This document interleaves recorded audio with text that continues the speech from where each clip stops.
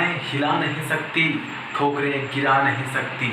हवाएं हिला नहीं सकती, ठोकरें गिरा नहीं सकती। जब जुनून हो नामुमकिन पर फतह पाने की, तो परिस्थितियां डगमगा नहीं सकती।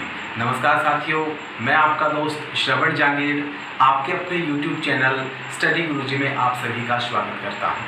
साथियों, इससे पहले वाली वीडियो में मैंने आपको हिंदी भाषा और उसके महत्व के बारे में बताया था, तो आज हम उससे आगे बढ़ेंगे। हिंदी भाषा और उसके महत्व को पढ़ने के बाद हम सबसे पहले हिंदी भाषा कैसे सीखेंगे, छोटी से छोटी इकाई से हम शुरू करेंगे। और आज का हमारा टॉपिक होगा शब्दकोश। शब्दकोश से हम शुरू करेंगे। शब्दकोश, किसी भी भाषा का हमें शब्दकोश आएगा तभी हम उस भाषा को सीख सकते हैं। तो दोस्तों, सबसे पहले अगर आपने हमारे चैनल को सब्सक्राइब नहीं किया है तो सबसे पहले हमारे चैनल को सब्सक्राइब कीजिए, घंटी के निशान को भी दबाना ना भूलें, जिससे हमारे वीडियो की प्रत्येक नोटिफिकेशन आपको प्राप्त हो सके। तो आपका समय ज़्यादा खराब ना करते हुए मैं स्टडी पे आता हूँ। आज का अध्ययन शुरू करते हैं हम। चलिए, आज है शब्दकोश। शब्दकोश किसे कहते हैं? शब्दकोश की परिभाषा क्या है, या फिर ये कह सकते हैं कि शब्दकोश कहेंगे किसको? तो सीधा सा जवाब है इसका कि शब्दों का एक समुदाय है। किसी भी भाषा समुदाय का व्यवस्थित क्रम शब्दकोश कहलाता है। या किसी भी भाषा का जो शब्द है, किसी भी भाषा के जितने भी शब्द हैं वो जिसमें संचित किए जाते हैं उसे ही हम शब्दकोश कहेंगे। लेकिन शब्दकोश को समझने से पहले, उसको पढ़ने से पहले हम सबसे पहले किन किन कारकों को पढ़ेंगे। हम शब्दकोश को जानने के लिए हमें उससे पहले क्या पढ़ना पड़ेगा, छोटी से छोटी इकाई से लेकर शब्दकोश तक चलना है। तो हम सबसे पहले शब्दकोश में हम विचार करते हैं वर्ण पर। वर्ण विचार सबसे पहले करेंगे हम वर्णों पर विचार। वर्ण किसे कहते हैं? वर्ण लिखित रूप से, लिखित रूप, किसी भी भाषा का लिखित रूप वर्ण कहलाता है। वर्ण किसे कहते हैं?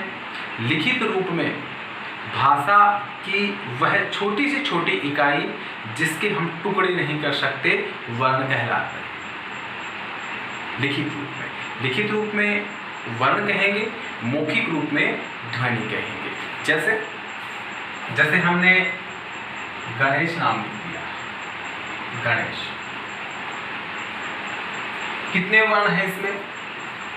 वर्ण कहेंगे तो मान लो लिखित रूप में पूछ रहा है, ध्वनि कहेंगे तो मौखिक रूप से पूछ रहा है, यानी मुख से निकलने वाली ध्वनि। तो वर्ण में ग ऐश्वर है, इसमें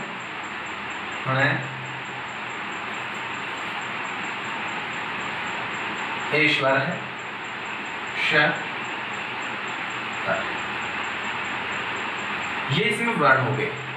लिखित रूप में तो हम इसको विस्तार से लिखेंगे तो ऐसे लिखेंगे, ग प्लस ए प्लस न प्लस ए प्लस ए प्लस स प्लस अ। ये तो हो गया वर्ण। तो इस पूरे शब्द में कितने वर्ण हुए? 6 वर्ण हुए। 6 वर्ण हो गए, ये कहेंगे हम वर्ण। अगला है ध्वनि।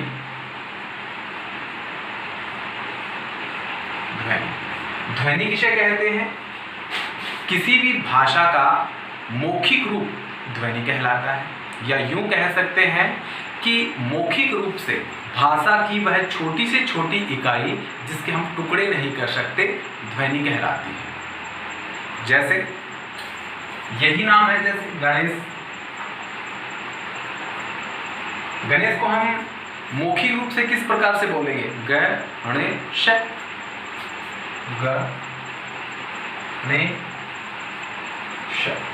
गणेश, यानी कितनी ध्वनियां हुई इसमें? 3 ध्वनियां हुई।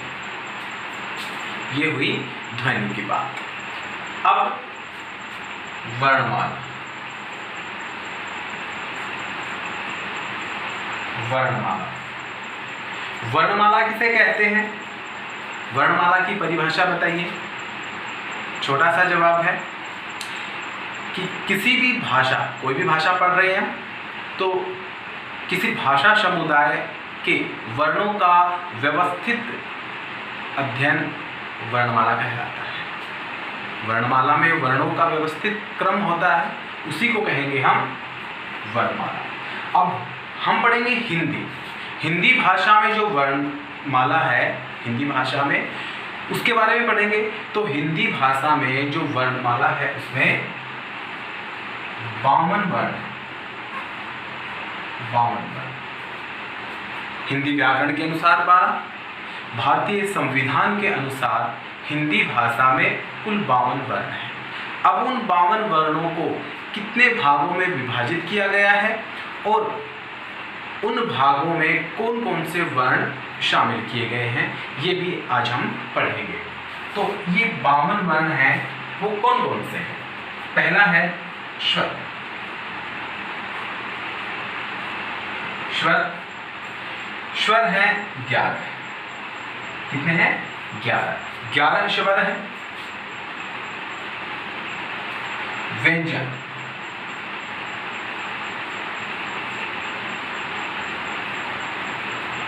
व्यंजन की भी 3 कैटेगरियां हैं, 3 श्रेणियां हैं।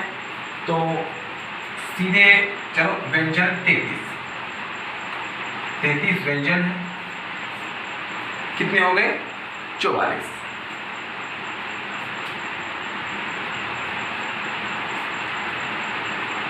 आगे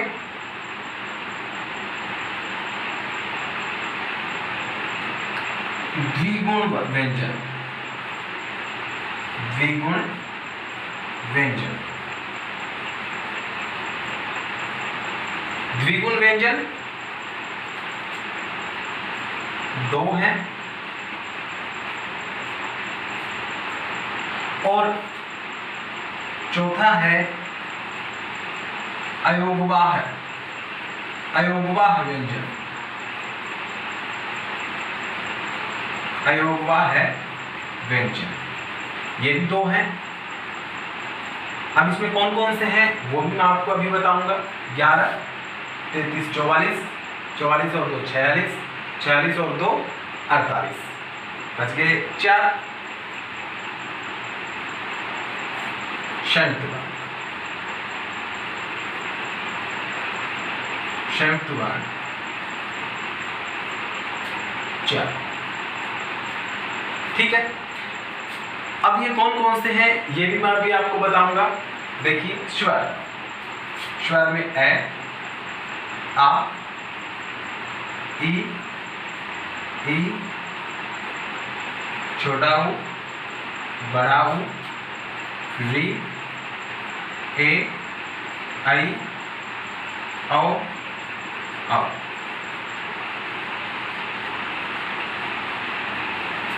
ये हो गए 1 2 3 4 5 6 7 8 9 10 11। 11 स्वर हो गए। 25 तो ये हो गए, और 25 और 8 33 हो गए। अब द्विगुण व्यंजन।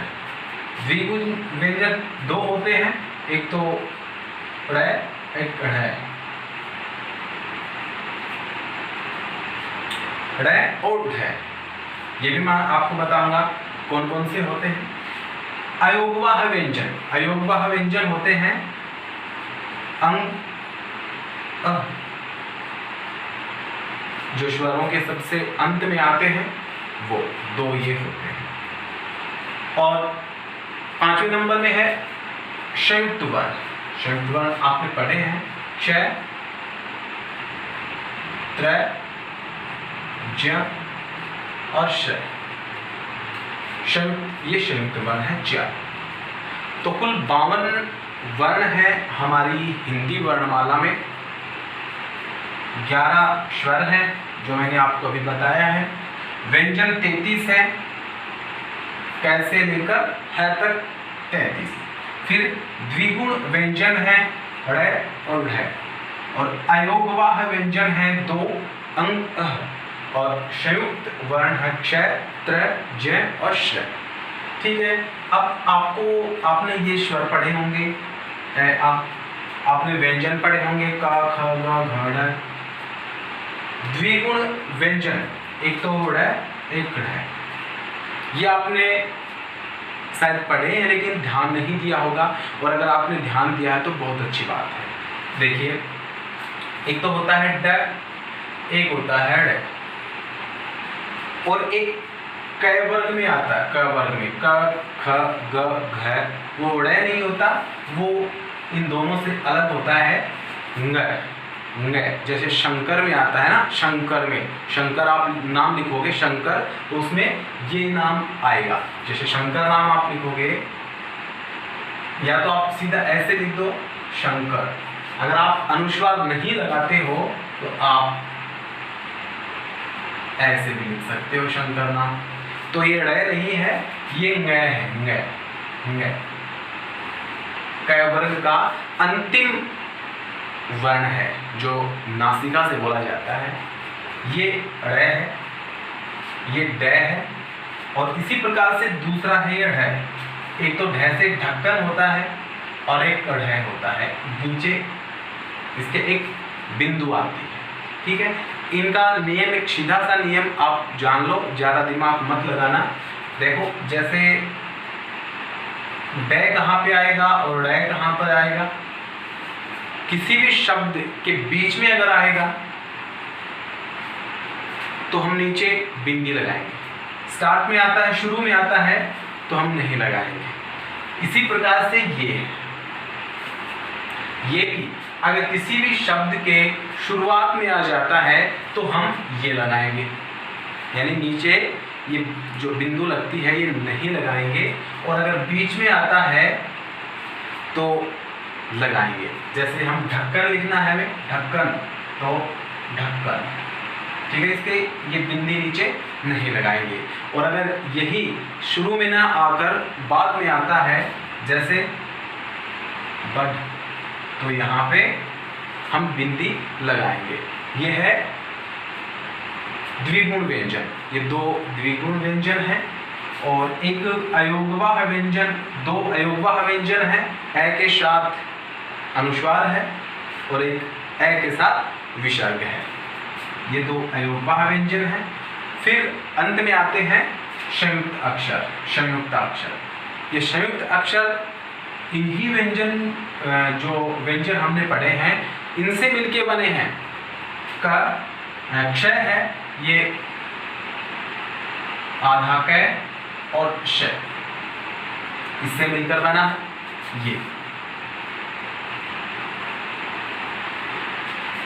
ये अगला त्र, ये आधा त और रे से मिलके बना है त्र।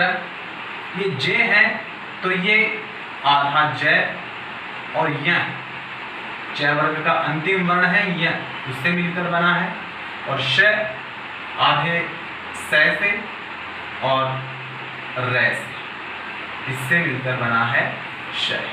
आप देख सकते हैं चारों संयुक्त वर्ण हैं वो किन व्यंजनों से या किन वर्णों के योग से मिलकर बने हैं। क्ष आधा क और श से, त्र त और रे से, ज और य से, श से और रे से। ये हो गए हमारे 52 के 52 वर्ण। अब इनके अलावा कुछ आगत स्वर भी हैं। आगत स्वर, आगत स्वर कौन कौन से हैं अभी आपको बताता हूं। आगत स्वर, हिंदी वर्णमाला में आगत स्वर को भी सम्मिलित किया गया है। आगत स्वर, आगत स्वर, कुछ आगत स्वर हैं जो दूसरी भाषा से, अरबी, फारसी, उर्दू, जिनसे भी मिले हैं वहां से आ गए हैं।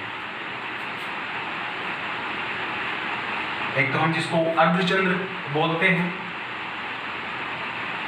क के नीचे एक बिंदी आती है, ख के नीचे एक बिंदी आती है, ग के नीचे एक बिंदी आती है, जय के नीचे एक बिंदी आती है और फै के नीचे एक बिंदी आती है। ये कुछ आगत स्वर है। आगत स्वर जो हम इनमें सम्मिलित नहीं करते हैं, हम ये अलग से, अलग भाषा से हमारी हिंदी भाषा में सम्मिलित हुए हैं। तो एक अर्धचंद्र जिसको बोलते हैं उसको आगत स्वर, ये सभी आगत स्वर हैं। तो अर्धचंद्र बिंदु है, जैसे ऑफिस है, कॉलेज है, हम सीधा नाम लिखते हैं कॉलेज है, तो अंग्रेजी का नाम कॉलेज ही, लेकिन हम हिंदी में जब कॉलेज नाम लिखते हैं तो ये आगत स्वर आता है उसमें। इसमें आता है एक क,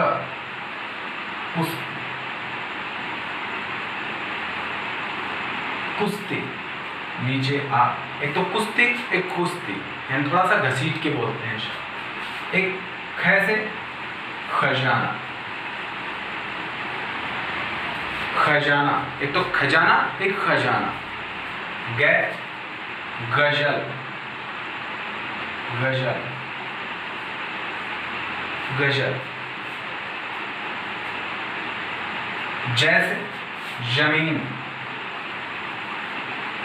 जमीन, इसमें एक बिंदु लगा दीजिए, जमीन। एक तो जमीन, और नीचे जब ये बिंदु लग जाती है तो ये हो जाता है जमीन। फ, फ के नीचे जब बिंदु लग जाती है तो ये हो जाता है फकीर, फकीर, फकीर। अब आप सोच रहे होंगे ये बिंदु बिंदु, लेकिन नाम क्या है इसका? तो इसका नाम है नुक्ता। जब ये नीचे, जब ये आगत स्वर में जब ये नीचे बिंदु सी लगती है, इसका नाम है नुक्ता, नुक्ता है।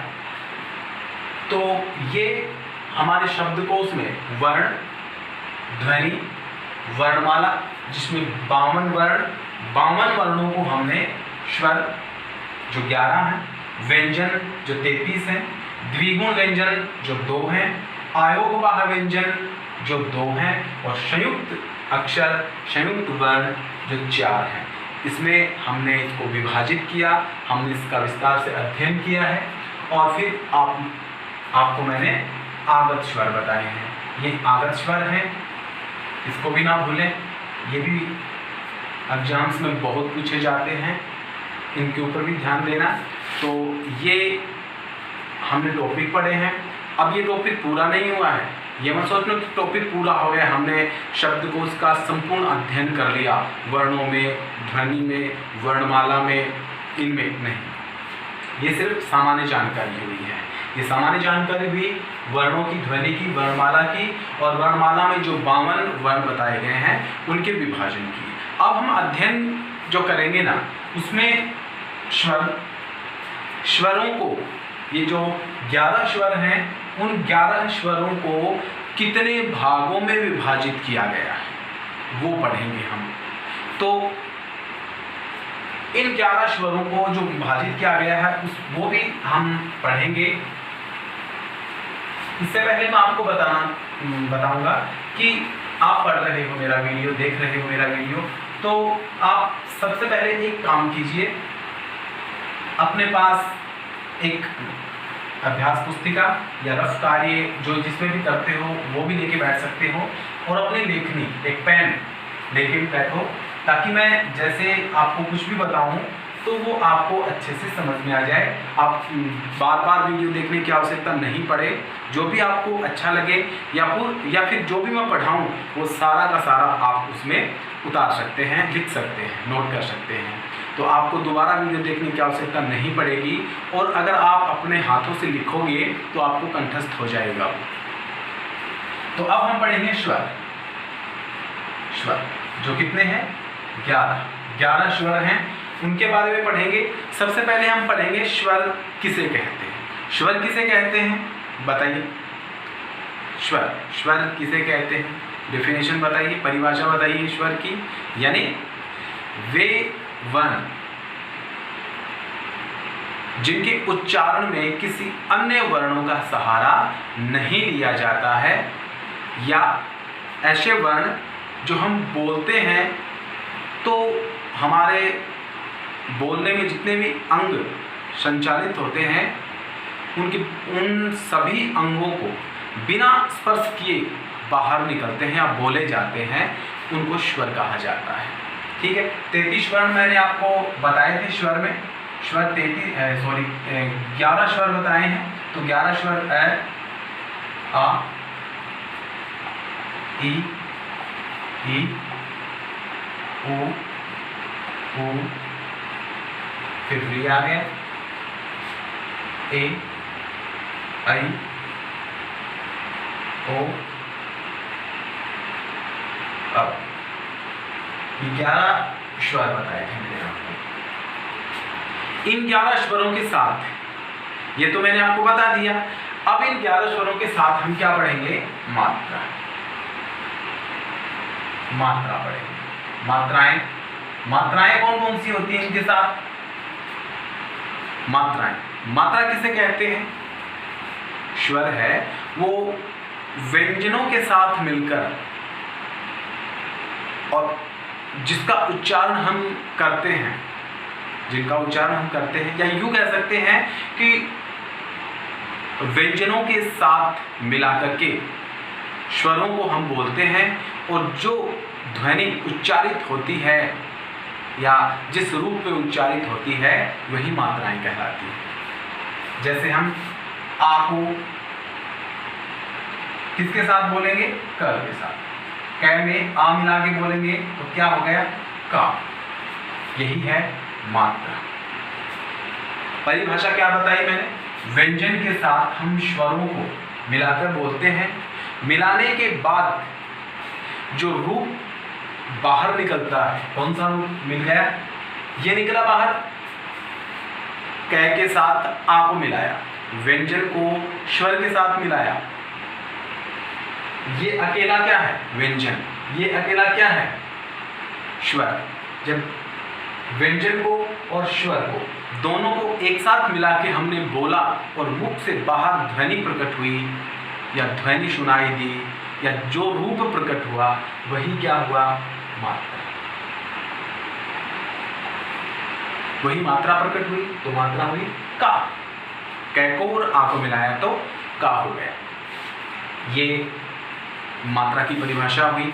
अब मात्राएं कौन कौन सी हैं वो भी मैं आपको बता दूंगा। किसी भी वर्ण में या व्यंजन में ए मिलता है तो वह उस व्यंजन में कोई मात्रा नहीं लगती है। कोई मात्रा, जैसा वर्ण है वैसा का वैसा वर्ण आ जाता है, कोई मात्रा नहीं लगती। इसमें आ की मात्रा लगती है, इसमें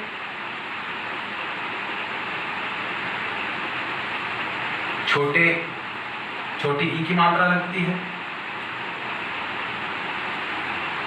इसमें बड़ी ई की मात्रा लगती है, इसमें छोटे ऊ की मात्रा लगती है, इसमें बड़े ऊ की मात्रा लगती है, इसमें री की मात्रा लगती है,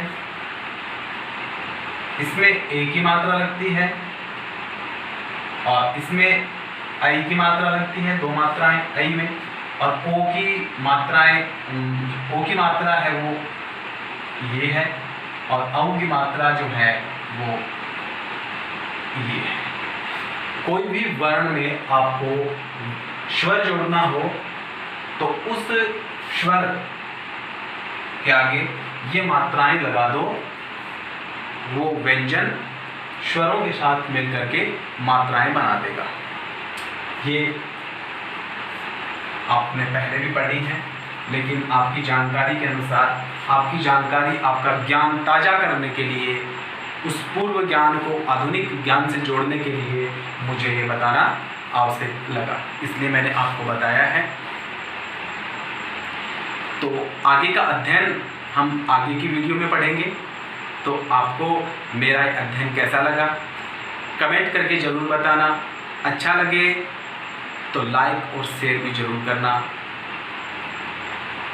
अच्छे से पढ़ना, मन लगा के पढ़ना, अभ्यास पुस्तिका और लेखनी लेकर पढ़ना, बार बार रिपीट करना, क्योंकि किसी भी कार्य को करने से पहले उसकी पूर्व तैयारी बहुत ज़रूरी है। योजना जिसको प्लान कहा जाता है वो बहुत ज़रूरी है। किसी भी कार्य को करने से पहले अगर आपने पूर्व तैयारी नहीं की तो आप उसमें कभी सफल नहीं हो पाएंगे। जैसे कहा भी गया है कि अगर युद्ध शुरू हो जाए तो आपने जो पूर्व तैयारी की हुई है वही काम आएगी। युद्ध शुरू होने के बाद अगर आप युद्ध की तैयारियां करोगे तो तैयारी करोगे या युद्ध लड़ोगे, एक ही काम करोगे, उसमें सफल कभी नहीं हो पाओगे। इसीलिए आपको मंजिल को प्राप्त करना है, आपको अपना कैरियर बनाना है, आपको जमीन से शिखर तक जाना है तो आपको पूर्व तैयारी जरूर करनी होगी, लगातार करनी होगी, हर एक कदम पर करनी होगी। जब तक आप पूर्व तैयारी नहीं करेंगे किसी भी कार्य को सुनिश्चित नहीं कर पाएंगे। तो आपको मेरा वीडियो अच्छा लगा हो तो ज़रूर लाइक करना, सब्सक्राइब करना, जिससे हम एक दूसरे से जुड़े रहें। जय हो।